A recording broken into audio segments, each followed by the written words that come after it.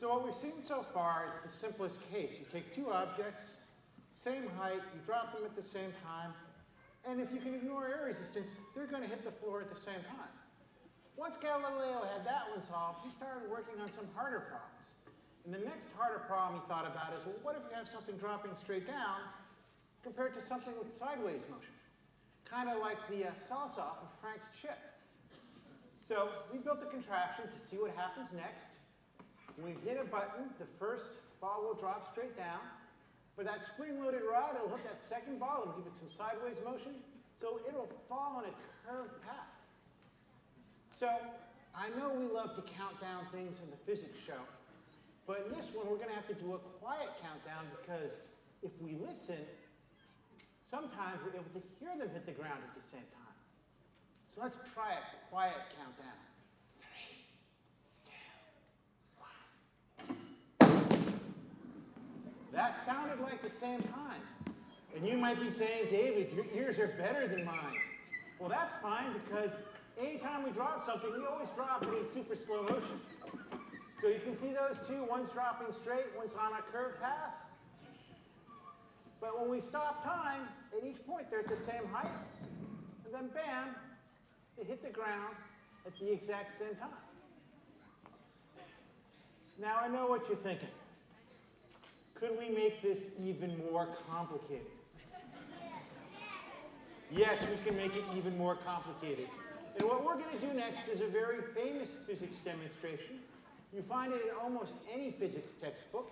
It's called Shoot the Monkey. What are you going to do to that monkey?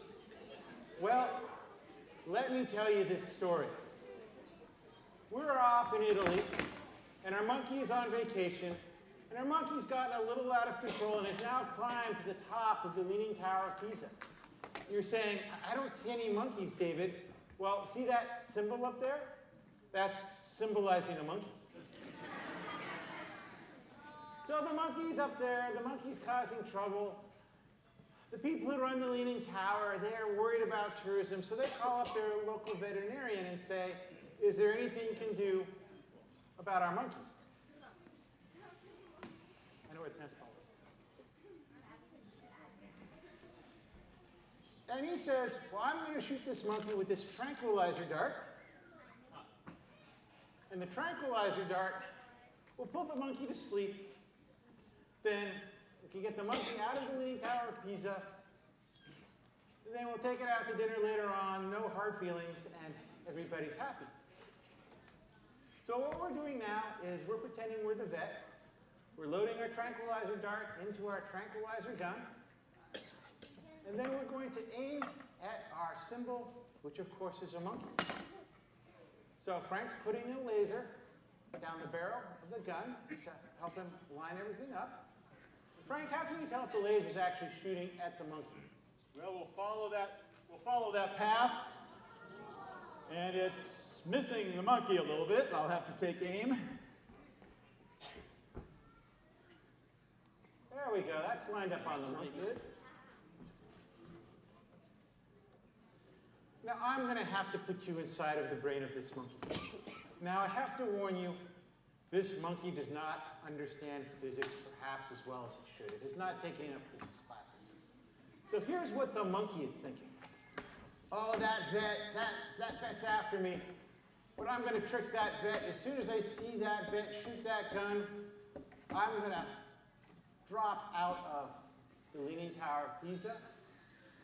And that bullet, that dart, it's going to just pass right over my head as I fall underneath it. Frank, what do you think of that monkey's physics? I think the monkey has it about half right. When the monkey lets go, gravity will act on the monkey, it'll fall to the ground. But what the monkey's forgetting, gravity is also going to act on our tennis ball coming out of the cannon. If there was no gravity, the tennis ball would follow that green laser path and end up right at the top where the symbol is right now. But there is gravity, and as soon as it comes out, as soon as the tennis ball comes out of our cannon, gravity's pulling it down. It's going to follow a curved path, and by the time it gets to our leaning tower, it's going to be about where my hand is. Frank, is this something we can count down? It is, and keep our eye over there where my hand was a second ago. Okay, folks, let's do it. 3, 2, 1.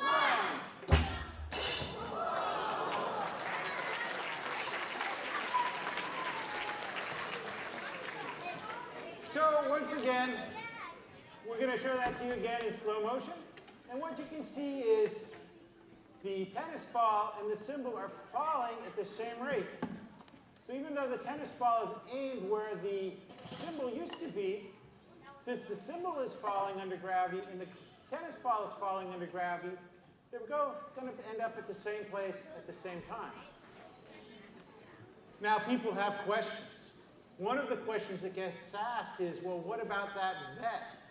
Does that vet not understand physics very well? Because that vet aimed that tennis ball right at where the monkey was, and gravity's going to pull that tennis ball down? I think the vet understands physics very well, but the vet understands monkeys better. Now, there's a happy end of this story for the monkey, too. So the monkey, after they went out to dinner, no hard feelings, the monkey decided that it needed to learn more about physics. So the monkey did its homework, and the monkey learned that it could take physics classes, and in fact, classes on just about any subject at Foothill College. And there was great news for the monkey because the state has changed the way it funds community colleges. If the monkey is a first-time, full-time student at Foothill College, everything is free for the first 2 years. Tuition, books, the monkey comes on down and gets a college education.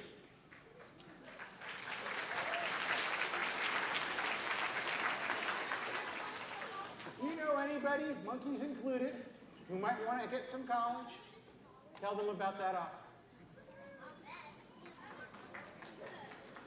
Okay, we got to make sure not to. Our last topic is pressure. We're going to start off by talking about atmospheric pressure. Atmospheric pressure is caused by the weight of all the air molecules in the atmosphere pushing down on us because of gravity. All the air in the atmosphere is being pulled to the earth by gravity, and it's pushing down on us. Can you feel it? No, you can't feel it, right? Because it pushes on every side of us, we don't notice it. But I want to try to convince you that this is what causes atmospheric pressure. So let's take this analogy. You're playing on a team and you make the big play to win the championship, and your teammates get excited and they start jumping on top of you. How does it feel to be the person on the bottom of that pile? Oh, scary probably, very scary. Because you've got the weight of everybody on top of you pushing down. How does it feel to be the person on the top? Not so bad. It's the same with atmospheric pressure. When you're at ground level, atmospheric pressure is the greatest. You have all the air pushing down on you. You go up on a mountain, atmospheric pressure is less. You have less air pushing down on you. You go up in an airplane, it's even less. They have to pressurize airplanes to make them safe for us to breathe. So that's what this is all about. And that means that air must have mass, right? We have to convince you of that. So An and Laurel are going to try to convince you that air has mass. So I have 2 balloons here that are exactly the same.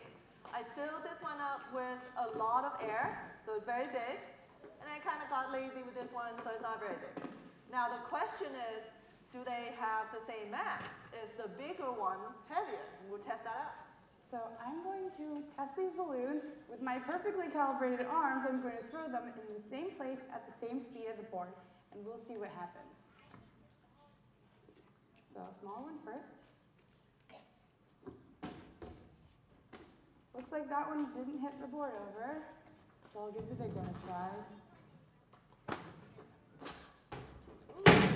And it worked. Okay, so if the only difference between these 2 balloons is that one of them has more air in it than the other, then what can we say about air? Air has mass.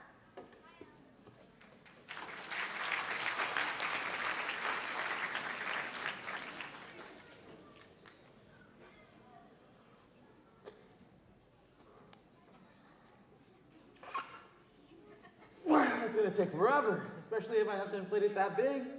But what if I was to tell you that you can inflate a balloon without even touching it? Hear me out. In this flask, I have a balloon and I tied it up with a little bit of air inside it. And so what we're going to do is just vacuum the air out a little.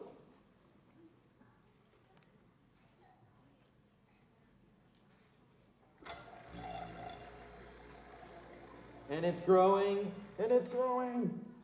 Well, wait, I didn't inflate it, so what did? Pressure! See, we vacuumed all the air molecules from outside the flask, but if you remember, I said that I had a little bit of air inside the balloon. All the air molecules that were inside the flask pushing on the balloon are gone, but there's still air molecules inside the balloon pushing it, which caused it to expand. Now, if we return those air molecules back into the flask, the pressure is greater. But you're still not convinced. I got you. I got another neat experiment for you. Go. Here I have a rubber mat and a stool. Now we said atmospheric pressure is all around us, right? And it's hitting the top of the stool, the bottom, side to side. But now I'm going to remove those air molecules hitting on top of the stool. And the air molecules, there's air molecules pushing the stool and the air mat together, but not pushing them apart. So, this happens. Magic. Just kidding, physics. So there's no air molecules between the stool and the rubber mat. But if we return those air molecules in between them, let's go. Still, yeah, thank you. Give it up for the chair.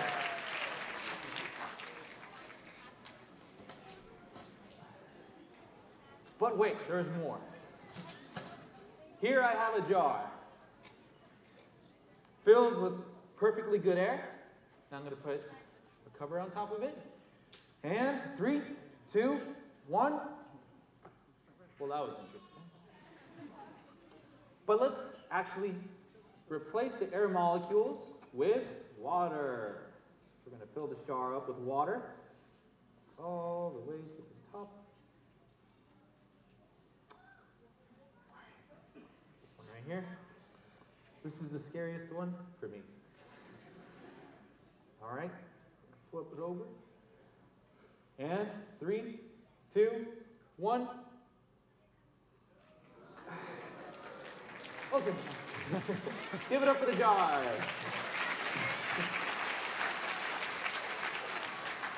So with the cardboard and the water, we created a seal so that there's no atmospheric pressure inside the jar, just water. But the weight of the water isn't enough compared to the atmospheric pressure pushing on the cardboard, keeping it up. So, but you're still not convinced. I got it. All right. Here, I have 2 steel plates. And they're shallow enough in the middle, in the center, where air can still get in between them. So there's air molecules pushing them apart, as well as pushing them together. But we're going to vacuum out the air one more time. We're going to remove those air molecules out of the, in between them. Oops. There you go. So now there's only air molecules pushing them together and not apart.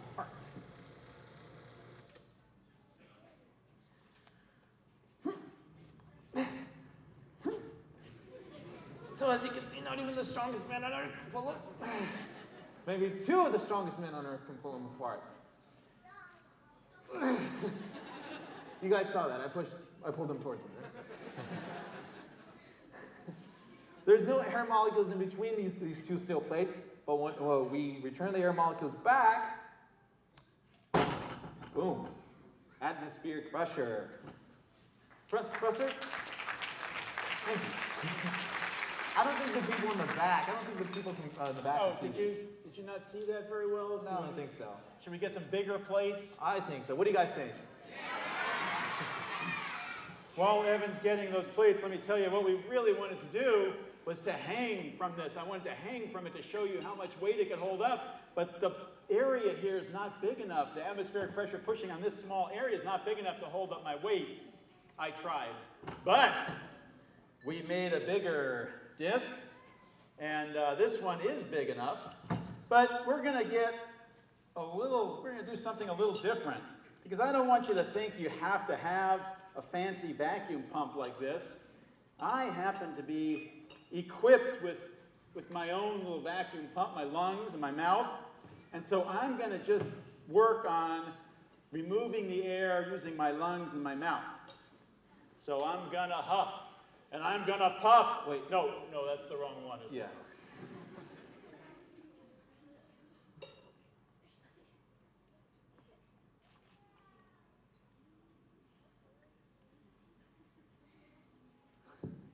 I like how we're like really silent just for this moment. Okay, so this is sealed together pretty nicely.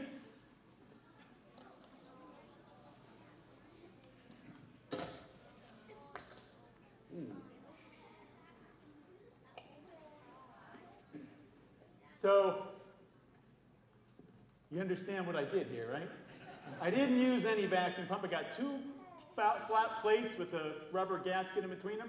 I just used my lungs and my mouth to remove the air from between them. So the atmospheric pressure is pushing them together. And let's see how much weight it can hold. Wow.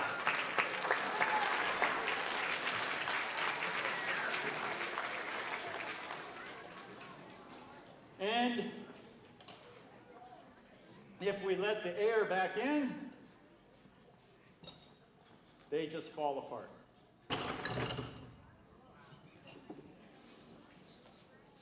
So what we've been doing is removing the air from one side of the object and leaving the atmospheric pressure on the other side, creating a difference, right? A pressure difference. But we don't have to do that, right?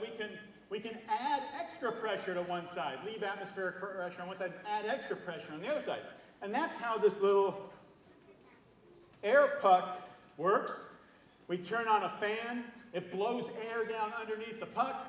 When the pressure builds up enough, it lifts the puck up off the